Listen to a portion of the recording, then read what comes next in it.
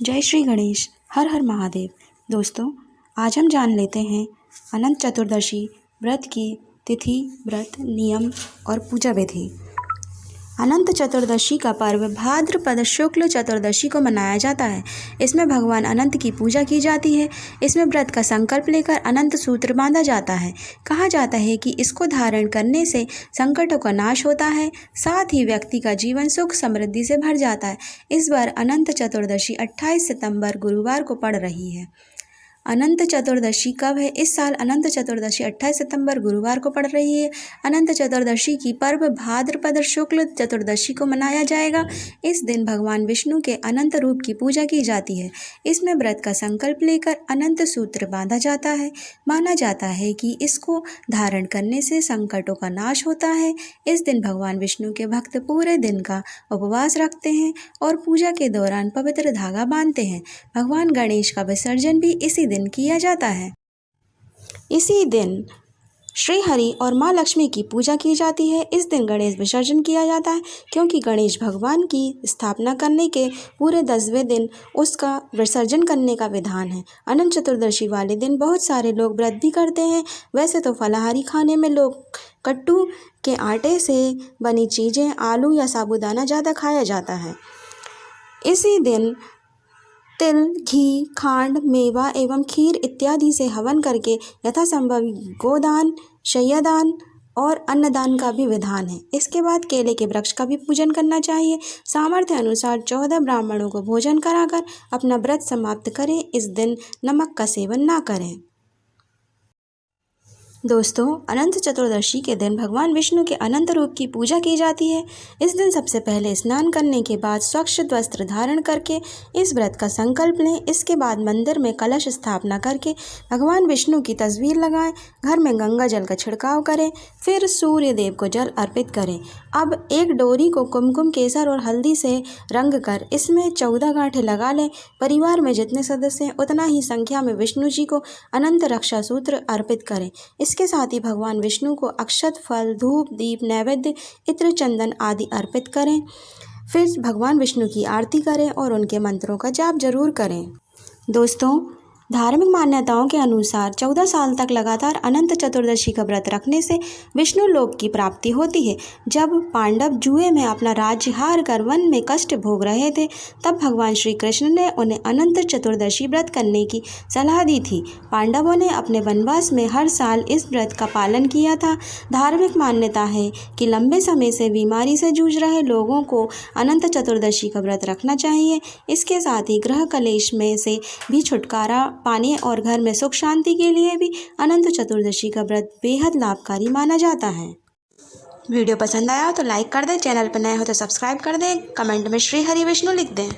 दोस्तों, अब जान लेते हैं एकादशी। इस बार 25 सितंबर को मनाई जाएगी। एकादशी के दिन भगवान विष्णु महाराज उपासना की जाती है। यज्ञ किया। उस समय यज्ञ मंडप का निर्माण सुंदर तो था ही, अद्भुत भी था। यह यज्ञ मंडप इतना मनोरम था कि जल व थल की भिन्नता प्रतीत ही नहीं होती थी। जल में स्थल तथा स्थल में जल की भांति प्रतीत होती थी। बहुत सावधानी करने पर भी बहुत से व्यक्ति उस अद्भुत मंडप में धोखा खा चुके थे।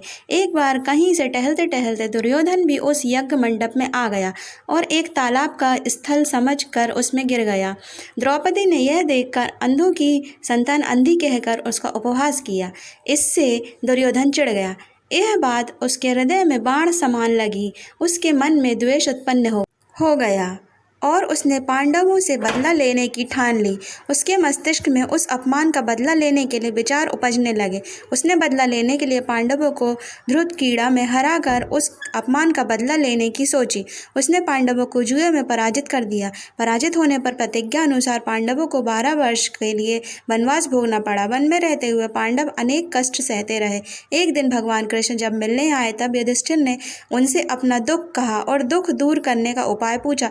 तब श्री कृष्ण ने कहा, हे युधिष्ठिर, तुम विधि पूर्वक अनंत भगवान का व्रत करो। इससे तुम्हारा सारा संकट दूर हो जाएगा और तुम्हारा खोया राज्य पुनः प्राप्त हो जाएगा। इसके संदर्भ में श्री कृष्ण ने उन्हें एक कथा सुनाई जो कि इस प्रकार है। प्राचीन काल में सुमंत नाम का एक नेक तपस्वी ब्राह्मण था। उसकी पत्नी का नाम दीक्षा था। उसकी एक परम सुंदरी, धर्मपरायण तथा ज्योतिर्मयी कन्या थी जिसका नाम सुशीला था। सुशीला जब बड़ी हुई तो उसकी माता दीक्षा की मृत्यु हो गई। पत्नी के मरने के बाद सुमंत ने कर्कशा नामक स्त्री से दूसरा विवाह कर लिया। सुशीला का विवाह ब्राह्मण सुमंत ने कौंडिन्य ऋषि के साथ कर दिया। विदाई में कुछ देने की बात पर कर्कशा ने दामाद को कुछ ईंटें और पत्थरों के टुकड़े बांध कर दे दिए। कौंडिन्य ऋषि दुखी हो अपनी पत्नी को लेकर अपने आश्रम की ओर चल दिए, परंतु रास्ते में ही रात हो गई। वे नदी तट पर संध्या करने लगे। सुशीला ने देखा वहां पर बहुत सी स्त्रियां सुंदर वस्त्र धारण कर किसी देवता की पूजा कर रही थी। सुशीला के पूछने पर उन्होंने विधि पूर्वक अनंत व्रत की महत्ता बताई। सुशीला ने वहीं उस व्रत का अनुष्ठान किया और 14 गांठों वाला डोरा हाथ में बांधकर ऋषि कौंडिन्य के पास आ गई। कौंडिन्य ने सुशीला से डोरे के बारे में पूछा तो उसने सारी बात बता दी। उन्होंने डोरे को तोड़कर अग्नि में डाल दिया। इससे भगवान अनंत जी का अपमान हुआ। परिणामतः ऋषि कौंडिन्य दुखी रहने लगे। उनकी सारी संपत्ति नष्ट हो गई। इस दरिद्रता का उन्होंने अपनी सारी संपत्ति नष्ट हो गई और उन्होंने अपनी पत्नी से इसका कारण पूछा तो सुशीला ने अनंत भगवान का डोरा जलाने की बात कही। पश्चाताप करते हुए ऋषि कौंडिन्य अनंत डोरे की प्राप्ति के लिए वन में चले गए।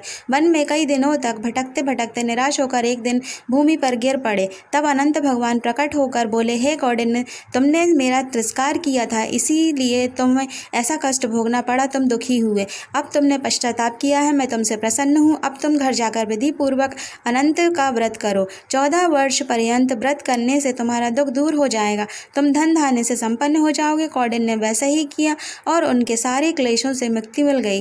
दोस्तों, यदि आपको वीडियो पसंद आया हो तो प्लीज़ लाइक कर दीजिए। चैनल पर नए हो तो सब्सक्राइब कर दीजिए वीडियो।